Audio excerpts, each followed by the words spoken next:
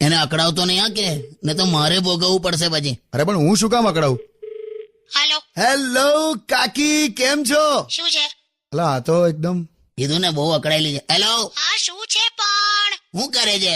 જમવા બેઠી છું. શું બનાવ્યું છે? ભાખરીનું શાક. કમલી, તે તો હવારે એવું કીધું હતું ને કે જમવામાં 2 ઓપ્શન હશે, તો એક જ શાક બનાવ્યું. 2 ઓપ્શન જ છે, ખાવું હોય તો ખાઓ, ના ખાવું હોય તો ના ખાઓ.